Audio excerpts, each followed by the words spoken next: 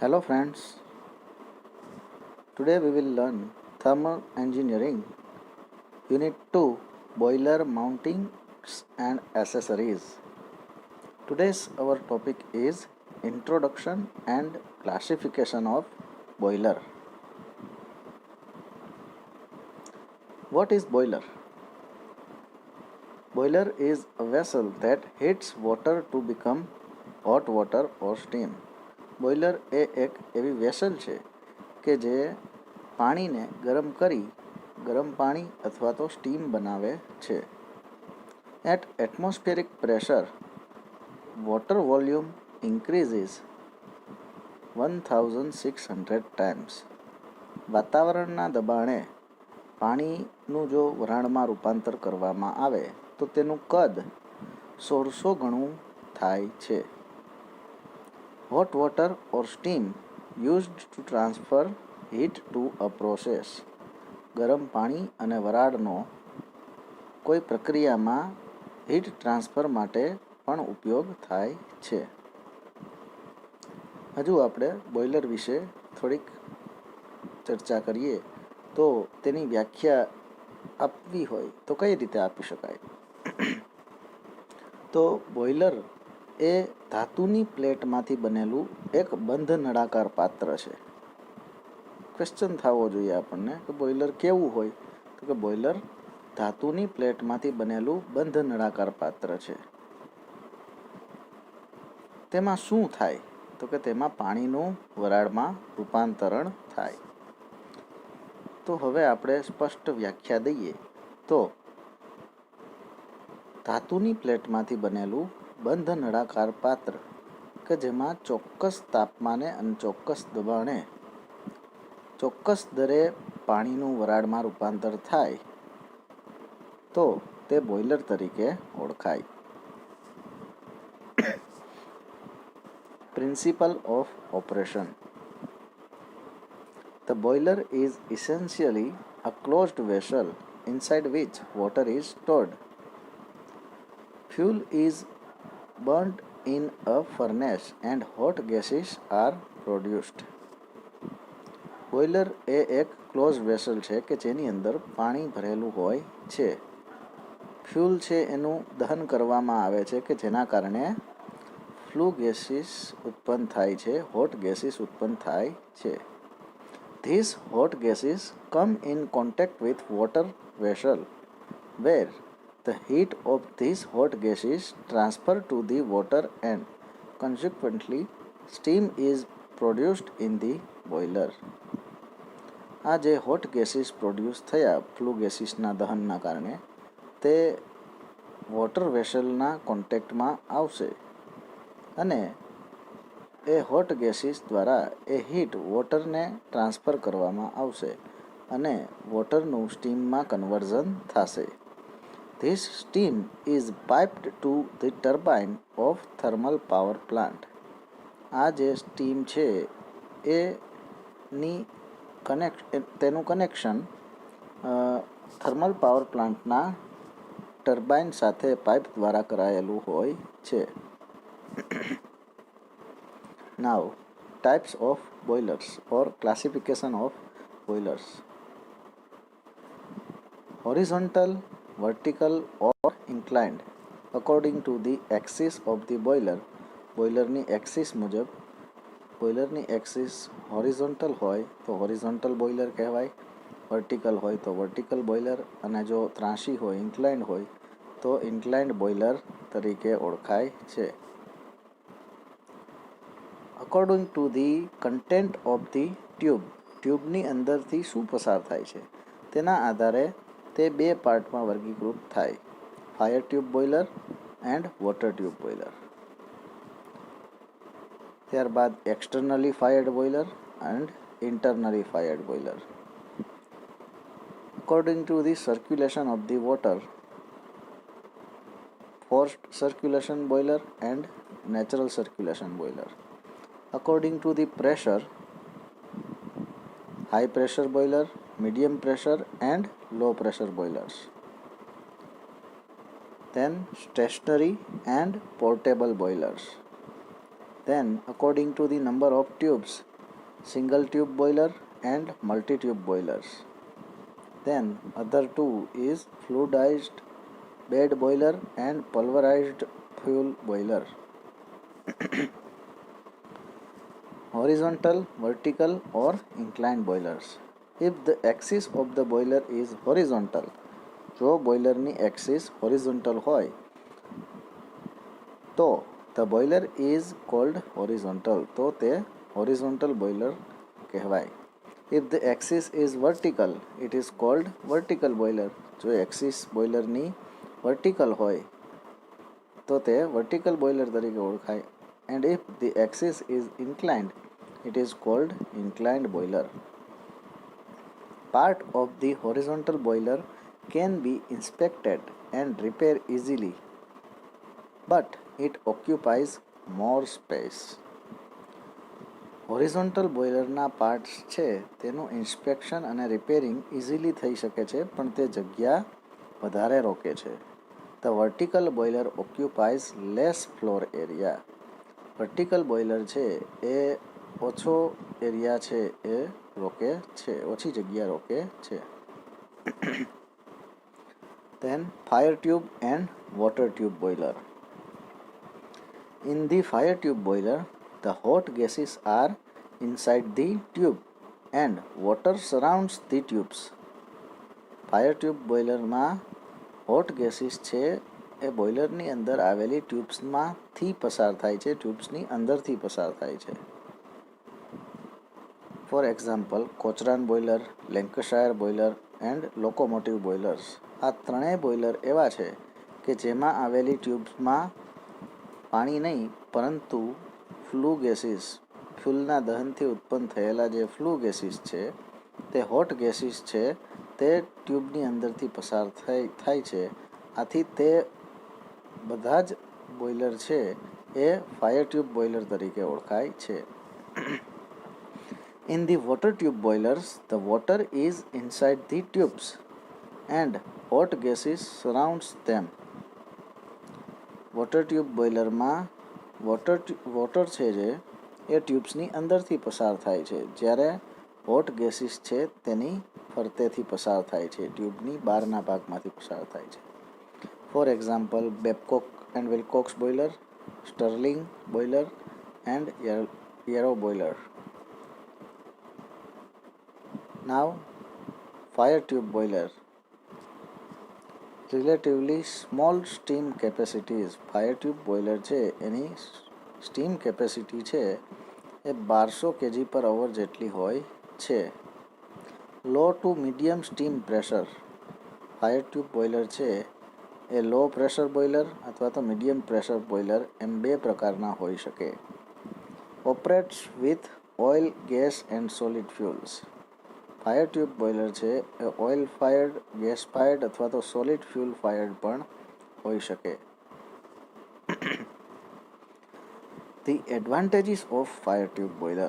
It is quite compact in construction. તેની રચના છે એ ખૂબ જ નાની હોય છે, quite compact. Fluctuation of steam demand can be met easily. સ્ટીમની જરૂરિયાતમાં ફ્લક્ચ્યુએશન છે એ સરળતાથી મેળવી શકાય છે. It is also quite cheap. Fire tube boiler છે એ વોટર ટ્યુબ બોઇલરની કમ્પેરિઝનમાં સસ્તા હોય છે. સ્ટીમનું ફ્લક્ચ્યુએશન એટલે કે સ્ટીમની જરૂરિયાતમાં ફેરફાર. એ ફાયર ટ્યુબ બોઇલર છે એ ઇન્સ્ટન્ટ વધારે સ્ટીમની જરૂર પડે તો પણ તે આપી શકવા માટે સક્ષમ હોય છે. Disadvantages of fire tube boiler. The first one is as the water required for operation of boiler is quite large, it requires long time for raising steam at desired pressure. Fire tube બોઇલરમાં જે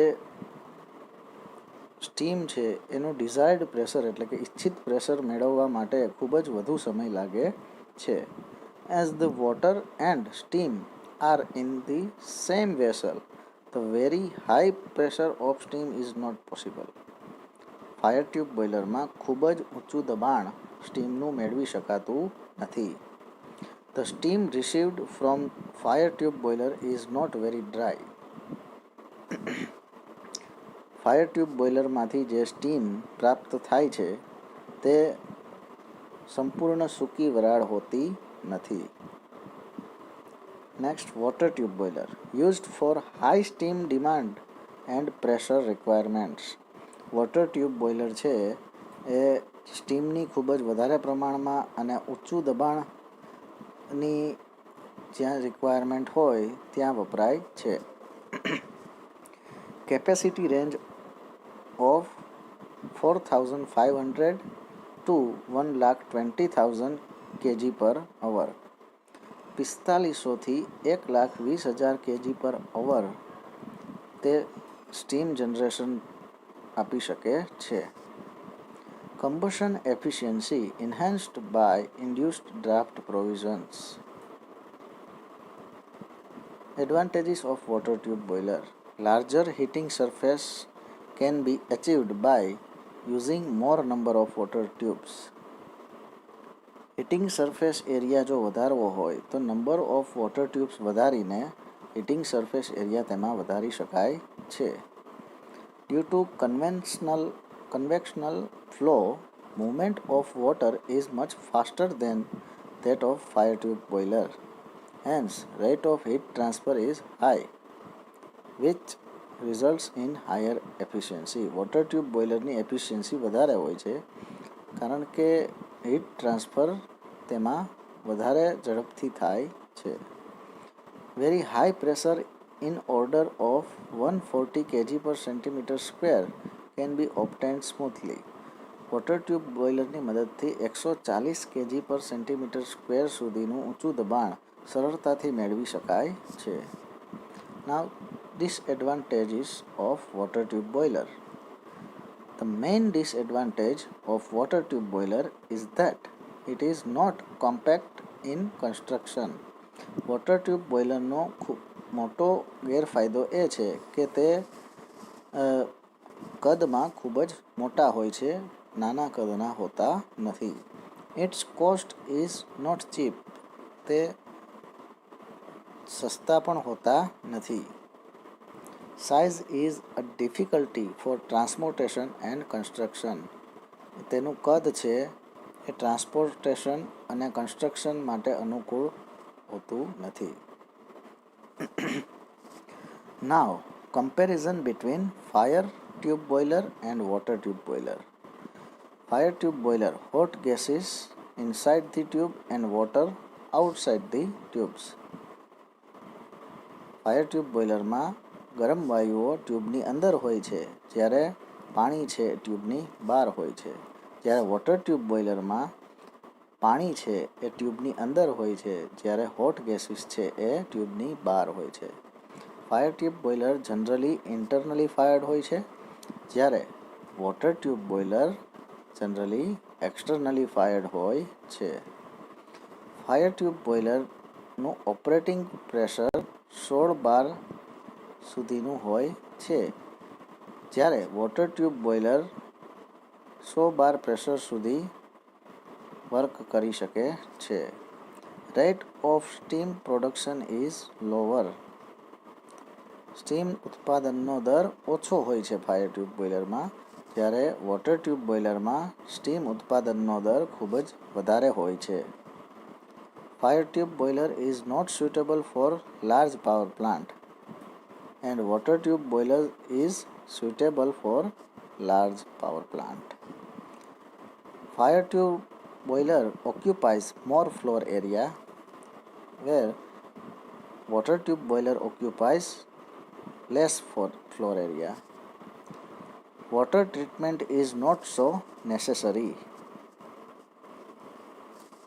When in a water tube boiler, water treatment is more necessary. Now, externally and internally fired. The boiler is known as externally fired if the fired is outside the cell. જો boiler સેલની બહારના ભાગમાં furnace આવેલી હોય, ફ્યુલનું દહન થતું હોય, તો તે બોઇલર એક્સટર્નલી ફાયર્ડ બોઇલર તરીકે ઓળખાય છે. As a example Babcock and Wilcox boiler and Stirling boiler. આ બોઇલર એવા છે કે જેમાં બોઇલર ડ્રમથી બહારના ભાગમાં ફ્યુલનું દહન થાય છે, તેથી તે એક્સટર્નલી ફાયર્ડ બોઇલર કહેવાય. In case of internally fired boiler, the furnace is located inside the boiler shell. Internally fired બોઇલરમાં જે ફર્નેસ છે એ બોઇલર સેલની અંદરના ભાગમાં જ આવેલી હોય છે. એટલે કે ફ્યુલનું જે દહન છે તે બોઇલર સેલની અંદરના ભાગમાં જ થાય છે. ફોર એક્ઝામ્પલ કોચરાન બોઇલર અને લેન્કશાયર બોઇલર. આ બંને બોઇલર એવા છે કે જેમાં ફર્નેસ છે એ બોઇલર સેલની અંદર જ આવેલી હોય છે અને ત્યાં જ ફ્યુલનું દહન થાય છે. Next, forced and natural circulation boiler. In the forced circulation type of boiler, circulation of water is done by a forced pump. Forced circulation બોઇલરમાં જે પાણી છે તેનું સર્ક્યુલેશન પંપના દબાણ દ્વારા થાય છે. For example Velox, Lamont, Benson boiler are forced circulation type boiler. In natural circulation type of boiler, circulation of water in the boiler takes place due to the natural convection currents produced by application of heat. For example, Lancashire, Babcock and Wilcox and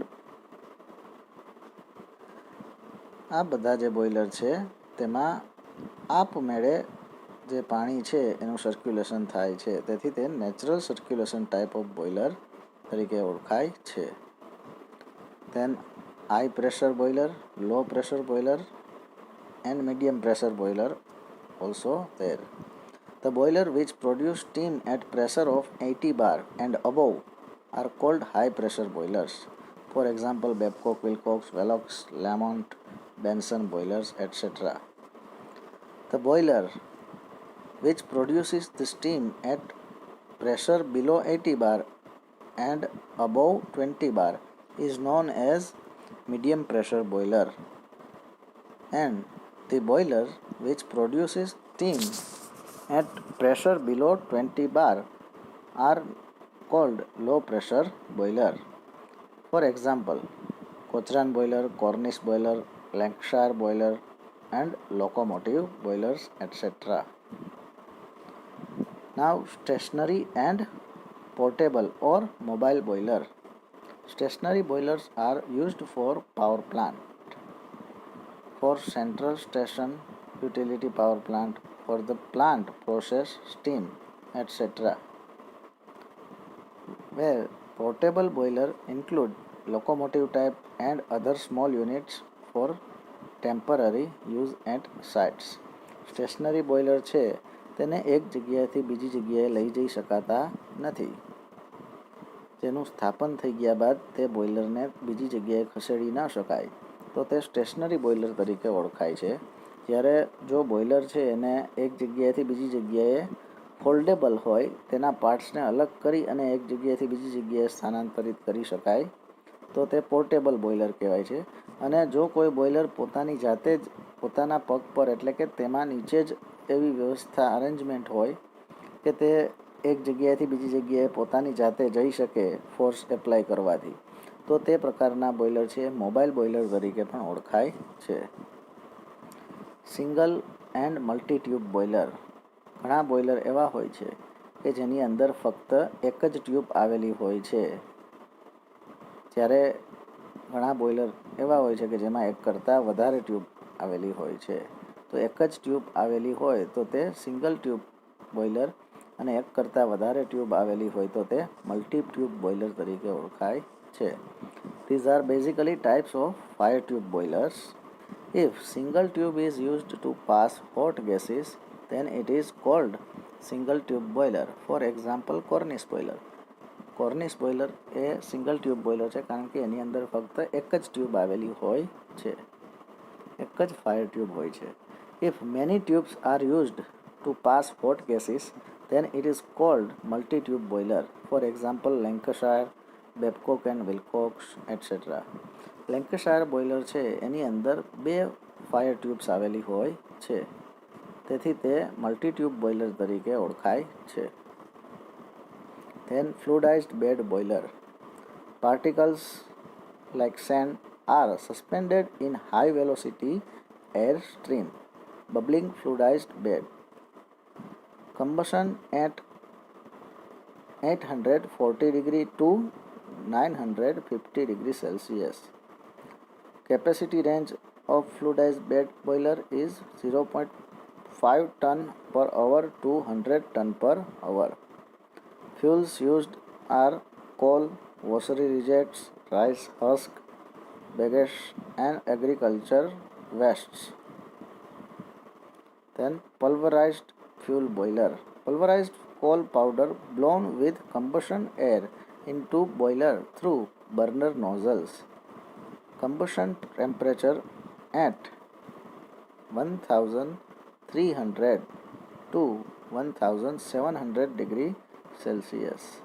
Benefits: varying coal quality, quick response to load changes and high preheat air temperatures.